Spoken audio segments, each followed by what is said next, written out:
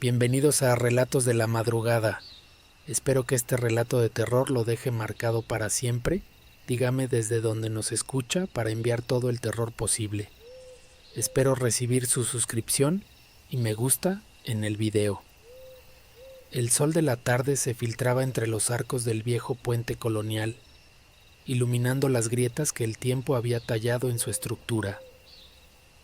Yo estaba allí, con las manos manchadas de polvo y cemento fresco, supervisando los trabajos de restauración. El puente, testigo mudo de siglos de historia, ahora era poco más que una reliquia olvidada en el corazón de Guadalajara, un obstáculo para el progreso que debía ser reforzado, modernizado. Fue Miguel, el más joven del equipo, quien los encontró. «Jefe, hay algo aquí», gritó desde el fondo de la zanja, su voz temblorosa. Bajé, ignorando el escalofrío que me recorrió la espalda al pisar el cauce seco. Entre los restos del concreto original, como raíces petrificadas, sobresalían fragmentos blanquecinos, huesos. No eran de animal. La mandíbula estaba intacta, la boca abierta en un grito silencioso. Las órdenes llegaron de inmediato: sellar el hallazgo, seguir adelante. Nadie quería retrasos ni preguntas incómodas, así que cubrimos los restos con una nueva capa de hormigón, como si nunca hubieran existido. Pero esa noche, mientras revisaba los planos en mi camioneta, algo me hizo levantar la vista. El puente estaba vacío, bañado por la luz amarillenta de los faroles. Sin embargo, por un instante, juré ver figuras encapuchadas, arrastradas a rastras hacia el centro de la obra. Hombres con las manos atadas, luchando inútilmente mientras alguien o algo los empujaba hacia el abismo. Pestañeé y la visión desapareció. Al día siguiente Miguel no se presentó. Dijeron que había renunciado, que se había ido de la ciudad. Pero yo había visto su casco abandonado al borde del puente, su linterna todavía encendida, como si alguien la hubiera dejado caer en su huida. Y cada noche, desde entonces, cuando el viento silba entre los arcos, escucho algo más. Suspiros ahogados, golpes sordos contra el concreto, como si lo que sellamos aquel día nunca hubiera querido quedarse enterrado, como si estuviera intentando salir. La lluvia había convertido el sitio de restauración en un pantano de lodo y sombras. Mientras revisaba los avances bajo la tenue luz de una lámpara portátil, mi pie tropezó con algo que no era piedra ni herramienta. Un objeto rectangular cubierto de tierra medio enterrado entre los escombros. Lo desenterré con las manos, sintiendo el cuero gastado y la humedad que había penetrado sus páginas. Era un diario. Las letras, desvaídas pero legibles, trazaban una caligrafía antigua, de trazos firmes y urgentes.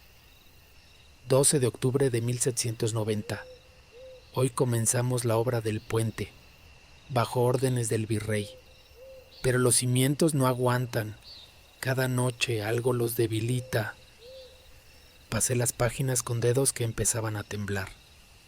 El autor, un tal capataz Alonso de Mendoza, describía cómo los pilares se agrietaban sin razón, cómo los obreros murmuraban de maldiciones, hasta que llegó la solución. Trajeron a los ajusticiados, hombres condenados por la Santa Inquisición, encapuchados, esposados, los hicieron arrodillarse al borde del cauce, rezaron, luego los empujaron. Un golpe de viento cerró el diario de golpe. Respiré hondo, pero el aire olía a tierra mojada y a algo más, algo rancio, como metal oxidado. Esa noche, en mi departamento, volví a leerlo bajo la luz de mi escritorio. Las últimas entradas eran las más perturbadoras. Los gritos duraron poco, los cubrimos con cal y piedra, el puente se sostuvo, pero anoche soñé con ellos. No piden venganza, piden más. Apagué la lámpara, pero en la oscuridad El eco de un susurro me heló la sangre. Ayúdanos. Giré hacia la ventana. Seguramente era el viento. Pero no. La voz venía de abajo, del suelo. Como si alguien, algo, estuviera hablando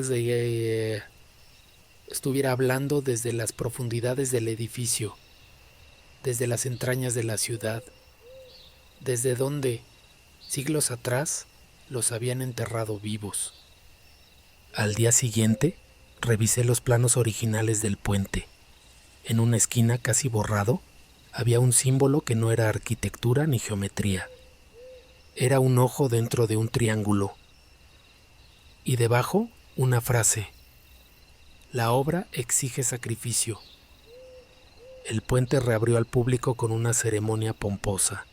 Cintas cortadas, discursos vacíos, aplausos forzados. Los políticos sonrieron para las cámaras mientras hablaban de rescatar el patrimonio histórico. Ninguno de ellos sintió lo que yo sentía al pisar de nuevo aquel pavimento. Una presión en el pecho, como si el aire se espesara al cruzar al otro lado. Los primeros reportes llegaron una semana después. Choque inexplicable en el puente Colonial, decían los periódicos. Un automóvil se había estrellado contra la barandilla a las 12:03 a.m., sin causas aparentes.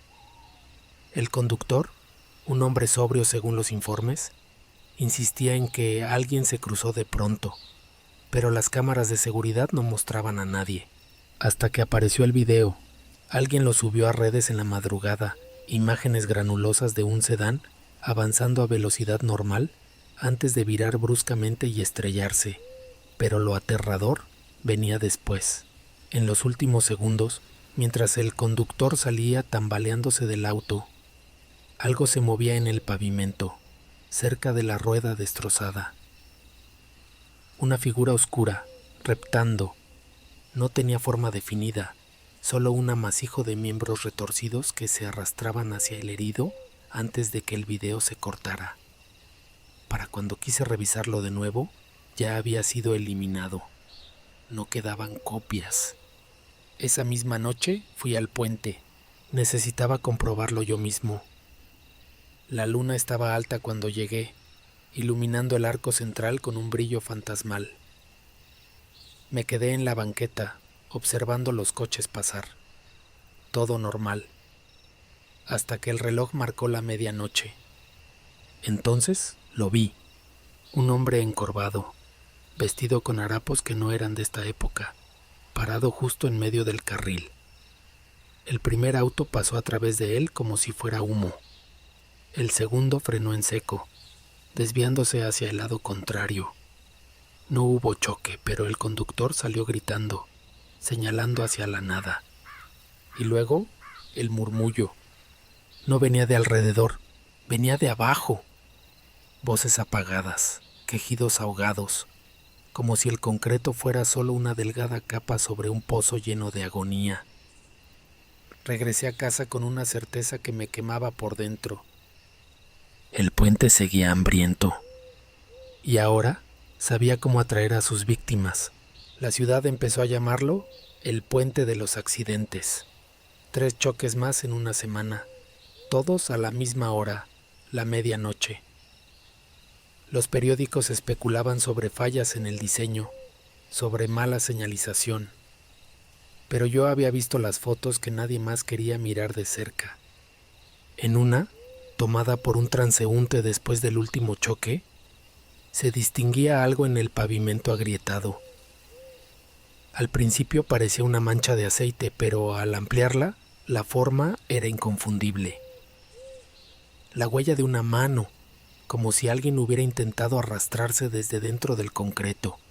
Fue entonces cuando llegó el testimonio de Ricardo Márquez, un chofer de plataforma que sobrevivió milagrosamente al volcar su auto en el puente.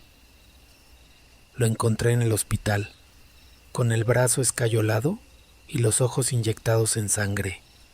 No fue un accidente, susurró, mirando constantemente hacia la puerta, como si esperara que algo entrara. Alguien me jaló del volante. Le pedí que lo describiera. No era alguien, era una mano, pálida, llena de grietas como de yeso viejo. Salió del tablero del propio auto y me agarró la muñeca. El médico me dijo después que el susto le había nublado la mente, pero esa misma noche recibí un mensaje de un explorador urbano que frecuentaba el puente. Tenemos que hablar, grabamos algo. Nos encontramos en un café lejos del centro. Lucas, el líder del grupo, tenía los nudillos blancos de tanto apretar su teléfono. Sin decir nada, me mostró el video. Filmado con una cámara térmica, mostraba una de las columnas del puente en la oscuridad. Al principio nada. Luego, el hormigón empezó a moverse, como gelatina, y entonces aparecieron dedos esqueléticos, empujándose a través del material sólido como si éste fuera agua espesa, buscando, aferrándose al aire. La imagen tembló cuando uno de los chicos gritó. Para cuando recuperaron la compostera, los dedos habían desaparecido, pero quedaba algo peor, una grieta en el concreto. Y dentro de ella, algo brillaba, dientes, sonriendo. Lucas borró el video después de enseñármelo. Dijo que no querían problemas. Pero esa noche, mientras yacía en mi cama, las imágenes no me abandonaban. Porque ahora estaba seguro, lo que estaba atrapado bajo el puente no quería salir. Quería llevarse a alguien más adentro. No podía seguir ignorándolo. Las visiones, los accidentes, las manos que emergían del concreto como raíces de una cosecha macabra. Todo me llevaba al mismo lugar. El puente no estaba acabado. Necesitaba un último sacrificio. Regresé solo, en la madrugada, con una bolsa de herramientas y una linterna cuya luz parecía debilitarse a medida que me acercaba al arco central. El viento silbaba entre las columnas, llevando consigo murmullos que no eran humanos. Fue entonces que la vi, una grieta que no estaba allí antes. No era una simple rajadura en el pavimento, era un hueco, una entrada apenas lo suficientemente ancha para que un hombre delgado se deslizara, y el aire que salía de ella olía a tierra mojada y a carne podrida. No debía hacerlo. Todo en mi cuerpo me gritaba que huyera, pero algo más fuerte me obligó a arrodillarme y entrar. El túnel descendía en espiral como las entrañas de un animal antiguo. Las paredes no eran de tierra ni piedra, sino de concreto mezclado con huesos. Fragmentos de cráneos, costillas, falanges, todos fundidos en la estructura como macabros ornamentos. Más adentro, el pasaje se abrió en una cámara circular. Y allí lo entendí todo. Los muros estaban tallados con nombres. Cientos. Algunos tan antiguos que apenas se distinguían. Otros más frescos, como si los hubieran grabado hace poco. Y entonces, mi linterna iluminó el centro de la cámara. Un altar. No de piedra, sino de huesos compactados y encima un cuchillo oxidado. Pero lo peor no era el cuchillo. Era el nombre recién tallado en la pared, aún con virutas de piedra fresca alrededor de las letras. El mío. Un sonido me hizo girar. La grieta por la que había entrado se estaba cerrando, y desde las paredes ellos comenzaron a salir. No eran fantasmas. Eran los otros ingenieros, los obreros, los conductores desaparecidos. Sus cuerpos, ahora parte del puente, emergían lentamente, con movimientos espasmódicos. Uno de ellos, Miguel, el joven que había encontrado los primeros huesos, alargó una mano hacia mí. «Es tu turno», susurró, con voz que no era suya, sino de cientos hablando al unísono. «La obra exige sacrificio». Y entonces el cuchillo se movió solo, flotando, apuntando hacia mi corazón. El cuchillo no me atravesó el pecho, se lo clavé a Miguel, o eso intenté. La hoja oxidada se hundió en su abdomen, pero no salió sangre. solo un polvo negro, espeso como ceniza, que se escurrió entre mis dedos. Su rostro no mostró dolor, solo una sonrisa demasiado amplia, demasiado antigua. «No puedes matar lo que ya está muerto», susurró, mientras sus dedos se cerraban alrededor de mi muñeca como grilletes de hueso. El suelo bajo mis pies cedió. Caí, no hacia un vacío, sino dentro del concreto mismo, como si la materia sólida se hubiera vuelto líquida. Sentí el hormigón cerrándose sobre mi piel, frío y pesado, llenándome la boca, los pulmones, ahogando mis gritos. Y entonces lo vi. El puente no era solo piedra y argamasa, era un monstruo, un ser vivo que se alimentaba de sacrificios. Sus pilares eran costillas, sus arcos vértebras fusionadas, y en el centro de todo, el primer cráneo, el que lo había empezado todo en 1790, aún con los restos de una capucha de inquisidor pegada a la frente. Sus ojos se abrieron. «Bienvenido a la obra eterna», resonó en mi mente. El temblor llegó al amanecer, un sismo leve, apenas suficiente para agrietar una de las columnas principales del puente. Cuando los equipos de emergencia llegaron, encontraron el cráneo perfectamente conservado dentro del hormigón, como si alguien lo hubiera colocado allí deliberadamente. Y junto a él, mi casco de ingeniero. Nadie me buscó. No hace falta. Ahora soy parte del puente. Siento cada auto que pasa, cada paso sobre el pavimento. Y cuando el reloj marca la medianoche, mis manos emergen junto a las de los otros, buscando, jalando, porque la obra nunca termina, nunca está completa. Y el 1 de noviembre, cuando el velo entre los mundos es más delgado, salimos por completo. Te esperamos. Cruza el puente a medianoche. Ven a ser el próximo ajusticiado.